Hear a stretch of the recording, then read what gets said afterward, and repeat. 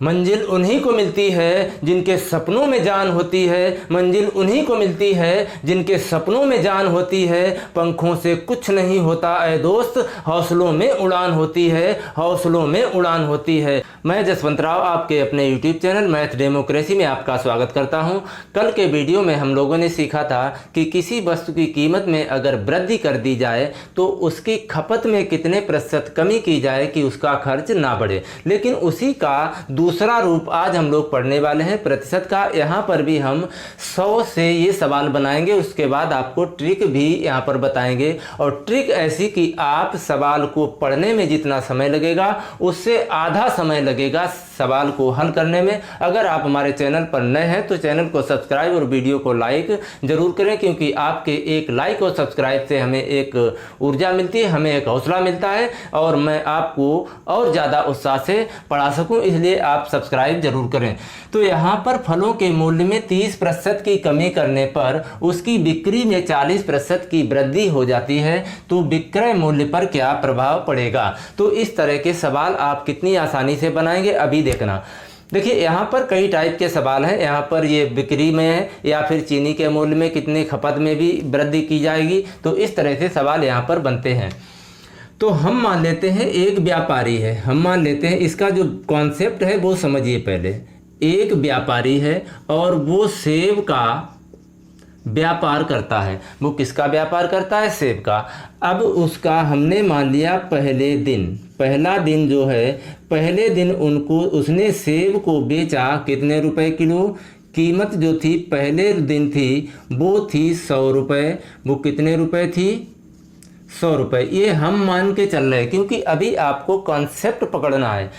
कीमत थी 100 रुपये और उसने उस दिन बिक्री कितनी की? उसने बिक्री भी हमने मान लिया 100 किलोग्राम। कितने किलोग्राम की? 100 किलोग्राम। अब बताइए कि जब 100 रुपये किलो उसकी कीमत है, प्रति किलोग्राम 100 रुपये है और बिक्री 100 किलोग्राम की तो उसका पूरे दिन का व्यापार कितने का हुआ होगा। तो जो व्यापार होगा वो उसका कितना हो जाएगा भाई? 1 किलो की कीमत गुणा जितने किलो उसने बेचा। 1 किलो की कीमत मतलब जितने किलो उसने बेचा। अब एक बात समझिए आप, यहाँ पर अगर एक पेन की कीमत 20 रुपये है और एक दुकानदार ने 5 पेन बेचे या 5 मार्कर बेचे तो उसको 100 रुपये का व्यापार हुआ। मतलब क्या है कि एक मार्कर की कीमत में मार्कर की संख्या से गुणा किया। यहाँ पर भी क्या करना? 1 किलोग्राम की कीमत में उसकी जो कितने किलोग्राम सेब बेचे वो उसका व्यापार होगा। इसका मतलब है कि मूल्य 1 किलोग्राम का मूल्य और गुणा में हो जाएगा किलोग्राम, ये होगा उसका व्यापार। तो पहले दिन का जो उसका व्यापार होगा वो कितना हो जाएगा? 100 में गुणा 100 में गुणा जब 100 करेंगे तो इसका जो व्यापार होगा वो कितना हो जाएगा? 10,000 रुपये। समझते रहना, एक एक चीज़ एक एक पॉइंट समझना है, क्योंकि टेंशन नहीं लेना है। आपकी टेंशन कौन लेगा? आपकी टेंशन मैं लूँगा और हमारी टेंशन थोड़ी सी है वो आप लीजिए कि चैनल को सब्सक्राइब कर दीजिए, जिससे कि मुझे एक अंदर से ऊर्जा मिले। तो हम जो पहले दिन उसने व्यापार किया वो 10,000 रुपये का किया। ये बात आप एकदम अपने दिमाग में छाप लें कि पहले दिन 100 रुपये किलो सेब बेचा, बिक्री उसने की 100 किलो की, तो उसका जो व्यापार होगा वो 100 में गुणा 100। इतना तो आप समझ गए होंगे। अगले दिन, अब अगले दिन की बारी आती है, जब आता है अगला दिन। अगले दिन क्या किया? अगले दिन उसने किया कि उसने कीमत में क्या किया? कमी कर दी।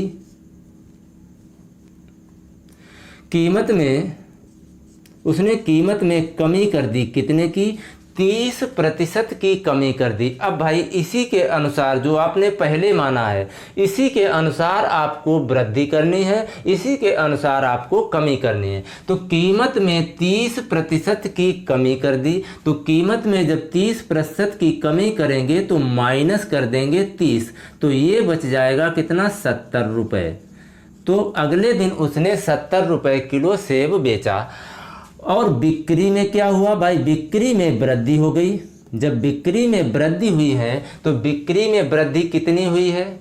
40% की। तो इसका मतलब है कि 100 में 40 अगर जोड़ दें तो ये हो जाता है 140 किलोग्राम। तो अगले दिन उसने 140 किलोग्राम सेब बेचा, कितने रुपए में? 70 रुपए में। तो अगले दिन उसका जो व्यापार होगा वो कितने रुपए का होगा? 70 में गुणा 140। जब 70 का गुणा 140 में करेंगे, एक एक पॉइंट, एक एक लाइन को दिमाग में रखना है। जब 14 का गुणा 7 में करेंगे तो 14 सत्ते 98 और 2 जीरो हो जाएंगी। मतलब है कि पहले दिन उसने 10,000 का व्यापार किया, दूसरे दिन उसने 9,800 रुपए का व्यापार किया। तो उसने 200 रुपए की यहाँ पर क्या हुआ है? हानि हुई है। दोनों दिनों को तुलना करके देखो कि यहाँ पर क्या हुआ है? 200 रुपए की हानि हुई है। तो हानि प्रतिशत निकालना है, क्या वो हानि हुई है। अब आपको निकालना है, ये वृद्धि वाले तो दोनों काट दो, जो वृद्धि है वो दोनों काट देंगे। अब 22% तो हो नहीं सकता क्योंकि यहाँ पर अकेला 2 है। 2200 रुपये होता तो यहाँ पर 22% की कमी हो जाती। तो अब हमें निकालना है हानि प्रतिशत। क्या निकालना है? हानि प्रतिशत। हानि प्रतिशत हो या लाभ प्रतिशत हो, ये हमेशा पहले वाले मूल्य से निकाला जाता है, पहले वाले व्यापार से निकाला जाएगा। तो यहाँ पर हमें निकालना है हानि प्रतिशत। हानि प्रतिशत बराबर हानि बटे क्या होता है? क्रय में गुणा कर देते हैं 100 से। ये तो फार्मूला, बेसिक फार्मूला है। अब क्रय कौन सा होगा? क्रय का मतलब है कि जो पहले दिन उसका व्यापार हुआ। भाई हानि और लाभ किसमें निकाल रहे? जो व्यापार उसका हुआ है। तो व्यापार, पहले वाला व्यापार कितना है? 10,000 का। बाद वाला व्यापार उसका कितना है? 9,800 यानी कि 9800 रुपए का। तो हानि हुई है 200 रुपए की और 200 में बटे क्या आ जाएगा? पहले वाला व्यापार। तो पहले दिन व्यापार हुआ 10,000 का और मल्टीप्लाई कर देंगे 100 से। 2 जीरो से ये वाली 2 जीरो कट गई, ये 2 जीरो से ये वाली 2 जीरो कट गई। तो बचा कितना? 2% की कमी हुई है। तो इस तरह से हमारा जो राइट आंसर होगा वो ऑप्शन नंबर सी होगा। तो इस तरह से भी आप सवाल को बना सकते हैं। अब देखिए इसका ट्रिक क्या है।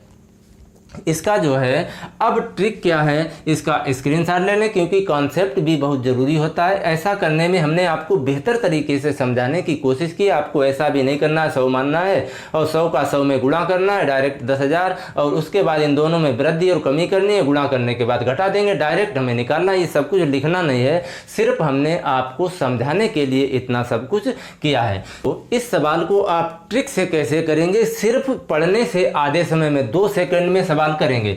जैसे मान लिया यहाँ पर देखिए 30% की कमी है तो कमी वाले को माइनस, कमी है तो माइनस। उसके बाद 40% की वृद्धि है तो 40 क्या करेंगे? जोड़ देंगे। उसके बाद माइनस क्यों करेंगे?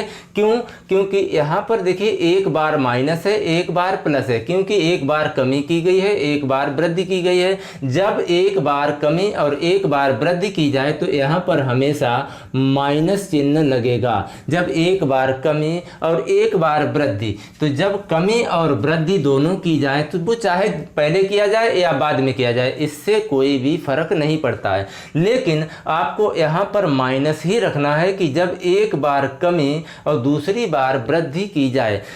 तो यहाँ पर क्या करना है कि 30 में गुणा 40 बटे 100, 30 में गुणा 40 बटे 100, ये 2 जीरो से ये 2 जीरो कट जाएंगी। तो माइनस का 30 प्लस का 40 बचेगा कितना? यहाँ पर 10, क्योंकि 40 में से 30 घटेगा तो बचेगा 10 और माइनस 4 तिया कितना हो गया? 12 और 10 में से 12 घट जाएगा तो बचेगा माइनस का 2, माइनस का 2%। ये माइनस दर्शा रहा है कमी हुई है, उसके व्यापार में, उसके विक्रय मूल्य में 2% की कमी आई है। तो इस तरह से आप ऐसे सवालों के आंसर बनाएंगे। अब देखिए यहाँ पर आपको ऐसे सवाल बनाने के लिए आप चुटकियों में ऐसे सवाल बनाएंगे और आप थोड़ा सा सब्र रखिए, क्योंकि टेंशन लेने का नहीं, टेंशन देने का। तो आइए देखते हैं एक और ज़बरदस्त सवाल कि चीनी के मूल्य में 20% की कमी हो गई, परंतु राधा ने खपत में 60% की कमी कर दी, तो पहले वाले खर्च से कितने प्रतिशत खर्च कम होगा। तो पहले जितना खर्च कर रहा था, इसका मतलब है कि अगर पहले 100 रुपये खर्च कर रहा था तो अब कितने रुपए करेगा, क्योंकि मूल्य में भी कमी आई है, यहाँ पर मूल्य में भी कमी आई है। देखिए वहाँ पर पहले सवाल में क्या हो रहा था कि वस्तु के मूल्य में वृद्धि हुई, नहीं कमी हुई, तो उसकी जो बिक्री है वो बढ़ गई, 40% बढ़ गई। लेकिन यहाँ पर क्या कहा गया है कि दोनों राशियों में कमी की गई, दोनों राशियों में क्या किया गया, कमी की गई। और कमी को हमने आपको बताया, कमी को आप हमेशा देखिए ऐसे सवालों को आप ट्रिक से बनाइए। क्या करेंगे, कमी, यहाँ पर भी कमी है और यहाँ पर भी कमी है, तो जब दोनों कमी है तो ये 60 और 20 कितना हो जाएगा, माइनस का 80। अब जब दोनों बार कमी की जाए तब यहाँ पर आपको प्लस रखना है, तब यहाँ पर क्या रखना है, प्लस। देखिए थोड़ा सा आपको कॉन्सेप्ट रखना है, क्यों, क्योंकि जब गुणा करेंगे -60 में गुणा -20, जब -60 गुणा -20 करेंगे और दो ऋणात्मक संख्याओं का गुणनफल हमेशा धनात्मक होता है, दो ऋणात्मक संख्याओं का गुणनफल हमेशा क्या होता है, धनात्मक होता है। तो इस तरह से आपको याद रखना है कि जब दोनों बार कमी की जाए तो आपको क्या करना है, इन दोनों को जोड़ लेना है, इन दोनों को क्या करना है, जोड़ना है। तो -20 और -20 और -60, पहले कमी की गई, फिर दोबारा कमी की गई, तो कमी करने के बाद क्या मिला, ये भी माइनस, ये भी माइनस। अगर दोनों बार कमी की है तो यहाँ पर आपको प्लस करना है। और जब दोनों बार वृद्धि हो, जब दोनों बार अगर वृद्धि हो तो प्रत्येक जगह पर प्लस ही रखना है। जैसे यहाँ पर माइनस, यहाँ पर माइनस, माइनस माइनस, अगर दोनों बार वृद्धि है, यहाँ पर वृद्धि होती, यहाँ पर वृद्धि होती, तो क्या होता, तो यहाँ पर आपका जो खर्च है वो बढ़ जाता। यहाँ पर कमी और वृद्धि की गई है, मतलब कमी दोनों बार की गई है, तो यहाँ पर कमी ही आएगी। तो -60 -20, तो -60 और -20 कर दिया, और दोनों बार कमी की गई है तो आपको क्या करना है, यहाँ पर प्लस लगाना है, दोनों का गुणा कर देना है। तो 20 में गुणा 60/100, जीरो से ये दोनों जीरो कट गई, तो माइनस का 20 और माइनस का 60 कितना हो गया, माइनस का 80 और प्लस का हो गया 6 दूनी 12। तो 80 माइनस का और प्लस का 12 है, तो जब बड़ी संख्या माइनस की है, छोटी संख्या प्लस की है, तो यहाँ पर घटेगा, लेकिन जो घटाना आएगा वो ऋणात्मक आएगा, तो माइनस का बचेगा 68। तो यहाँ पर जो आपकी क्या आ जाएगी, कमी, क्योंकि जो ऋणात्मक संख्या है, जो माइनस का चिन्ह है, ये बता रहा है क्या हो रही है, यहाँ पर कमी हो रही है। तो इस तरह से आपको ये सवाल बिल्कुल आसानी से, आपको मैंने बताया कि जितना सवाल पढ़ने में समय लगेगा उससे आधे समय में इसको हल कर सकते हैं। क्या करना है, दोनों बार माइनस तो जोड़ दो, लेकिन घटाना काय का रखेंगे, माइनस का। अगर दोनों बार कमी है तो प्लस कर देंगे, तो 6 दूनी 12, ये जो दोनों जीरो भूल जाओ, तो 6 दूनी 12 और 80 में से 12 घटाएंगे तो -68। -68 का मतलब है कि 68% की कमी, 68% की कमी। तो इस तरह से आपका आंसर होगा वो option number A right answer होगा। 68% की क्या आ जाएगी, कमी आ जाएगी। तो आइए देखते हैं एक और सवाल कि चीनी की कीमत में 16.2/3% की वृद्धि होने पर किसी परिवार की खपत 20% घट जाती है, 20% घट जाती है। यहाँ पर भी देखिए क्या हो रहा है, एक बार वृद्धि हो रही है, एक बार कमी आ रही है, तो परिवार के खर्च पर क्या प्रभाव पड़ेगा। सवाल को पकड़ना है, पहले वृद्धि हुई है तो 16 से ही 2/3, 16 से ही 2/3 को हम बना सकते हैं 16 तिया 48 और 48 और 2 50/3, तो 50/3 वृद्धि है तो प्लस रखेंगे, तो 50/3, 20% में कमी आई है, किसमें, खपत में, तो 20% क्या करेंगे, माइनस। अब बताइए, एक बार वृद्धि है, एक बार कमी है, तो एक बार जब वृद्धि हो, एक बार कमी हो तो क्या कर देंगे, माइनस। जब माइनस कर देंगे तो क्या हो जाएगा, ये 50/3 में गुणा 20/100, बस आपका सवाल बन गया। तो इन दोनों को पहले हल करेंगे तो ये क्या हो जाएगा, 20 तिया 60, 20 तिया कितना हो गया 60। भाई इसको ये लंगड़ी भिंड की तरह इसको हल करेंगे तो 20 तिया 60 और 50 में से जब 60 घटेगा तो माइनस का बचेगा 10/3 माइनस। जब इन दोनों को हल करेंगे, जब हल करेंगे तो ये वाला हर इसके साथ पहुंच जाएगा और ऊपर दोनों का गुणा हो जाएगा। तो 50 का जब 20 में गुणा करेंगे तो 50 दूनी 100 और एक जीरो, तो 1000 बटे कितना हो गया 300।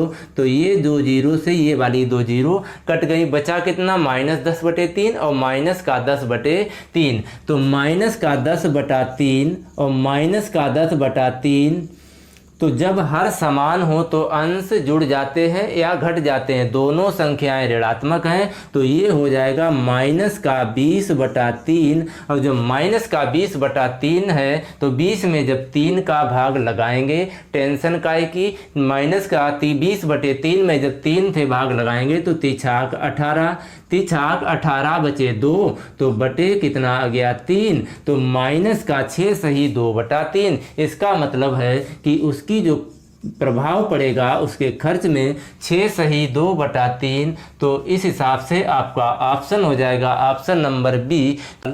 यहाँ पर कह रहा है कि किसी वस्तु पर कर में 20% की वृद्धि होने पर उसकी खपत में 20% की कमी हो कर दी गई तो उस वस्तु के कर में क्या प्रभाव पड़ेगा, क्या कमी होगी या वृद्धि होगी। देखिए इस स्थान पर, ऐसी जगह पर आपको क्या करना है कि जब जितनी वृद्धि की जाए उतनी ही कमी की जाए तो हमेशा हानि होती है। ये भी याद रखना कि जब जितने प्रतिशत की, यहाँ पर 20% की वृद्धि है, 20% की कमी है, तो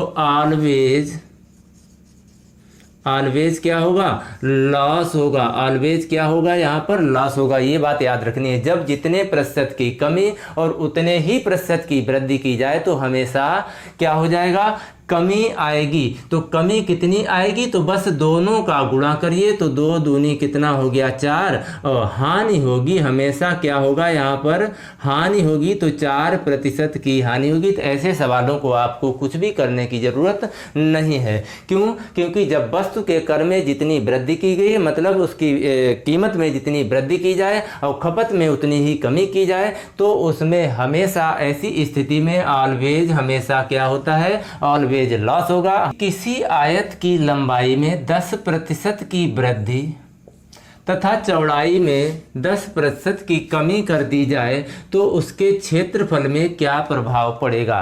तो आपको हमने क्या बताया कि जब एक बार वृद्धि एक बार कमी, मतलब जितनी वृद्धि की जाए उतनी ही कमी की जाए तो हमेशा क्या होगा, हानि होगी। मतलब है कि उसके क्षेत्रफल में कमी आएगी। कितनी कमी आएगी भाई, 10 में गुणा 10 में गुणा 10 करेंगे तो हो जाता है 100, और 100 में बाद में 100 से भाग लगा देंगे, 100 एकन 100, तो 1% की कमी आएगी। आपको इतना ही सवाल हल करने में लगेगा। तो इस तरह से आप ऐसे ही सवाल बनाएंगे। क्या करना है, जब एक बार जितनी वृद्धि की जाए उतनी ही कमी की जाए तो जीरो दोनों के हटाकर बस गुणा करना है। तो 1 × 1 बराबर 1% की कमी याद रखना है। इससे आपको वृद्धि उससे मतलब नहीं है। तो यहाँ पर कह रहा है कि किसी आयत की लंबाई में 20% की वृद्धि तथा चौड़ाई में 30% की वृद्धि कर दी जाए तो उसके क्षेत्रफल में क्या प्रभाव पड़ेगा। तो जब देखिए दोनों बार वृद्धि की जाए, यहाँ पर वृद्धि की गई है 20%, किसमें, लंबाई में, चौड़ाई में वृद्धि की गई है 30%, तो 30 जोड़ देंगे, मतलब दोनों प्लस, यहाँ पर भी प्लस लगाएंगे तो 20 में गुणा 30 और बटे 100, बस आपका आंसर बन गया। तो 30 और 20 कितना हो गया 50, ये दोनों जीरो से ये दोनों जीरो कट गई, 3 दूनी 6, तो ये आ गया 56% की क्या हो जाएगी, यहाँ पर वृद्धि हो जाएगी। तो इस तरह के सवाल आप इतने ही जल्दी बनाएंगे। देखिए सवालों को प्रैक्टिस करने से आपकी, क्योंकि मैथ रिवीजन मांगती है, तो जितने ज़्यादा सवाल करोगे उतना ही ज़्यादा कॉन्सेप्ट आपका क्लियर होगा। तो एक आयत की लंबाई में 20% की कमी तथा चौड़ाई में 30% की कमी। तो भाई जब दोनों में कमी की गई है, दोनों राशियों में कमी की गई है, तो यहाँ पर क्षेत्रफल में कमी ही आएगी। तो कितनी कमी है, तो कमी है -20, कमी है -30, तो -20 -30। और जब दोनों बार कमी कर दी जाए तो आपको क्या लगा देना है, प्लस ही तो याद रखना पड़ेगा। दोनों बार जब कमी की जाए तो कमी वाले में क्या करना है, -20 गुणा जब -30 करेंगे तो ये हो जाता है प्लस। तो ये हो जाएगा -20, 20 में गुणा 30 और बटे 100। तो ये 2 जीरो से ये 2 जीरो कट गई, तो -50 और प्लस का हो गया 3 दूनी 6। तो 3 दूनी 6 और -50 और प्लस का बचेगा ये -44%। और माइनस का मतलब है कि 44% की क्या आ जाएगी, कमी आ जाएगी। तो ये रहा इस वीडियो का अंतिम सवाल। और इस वीडियो में हमें पढ़ना है वर्ग की भुजा में 10% की वृद्धि कर दी जाए तो उसके क्षेत्रफल में क्या प्रभाव पड़ेगा। तो देखिए यहाँ पर भी वृद्धि की गई, तो ये भी आपको 10 + 10 + 10 में गुणा 10 बटे 100। तो 10 में गुणा 10 बटे 100, तो 10 और 10 20 और प्लस ये 2 जीरो से जीरो कट जाएंगी, तो 20 और 1 21% की वृद्धि होगी। देखिए वर्ग में वृद्धि करोगे तो वृद्धि होगी, और वर्ग की भुजा अगर कम करोगे तो कमी आएगी। तो कुछ नहीं करना, चाहे वर्ग हो चाहे आयत हो, आपको इसी तरह से करना है। अगर आपको थोड़ा सा कॉन्सेप्ट अगर समझना है तो उसको भी मैं आपको यहाँ पर बताना, लेकिन आपको क्या करना है, हमें तो सिर्फ नंबर से मतलब है। तो आपको ये जानकारी कैसे लगी, अगर आपको वीडियो अच्छा लगा तो चैनल को सब्सक्राइब और वीडियो को लाइक अब तो कर दो यार।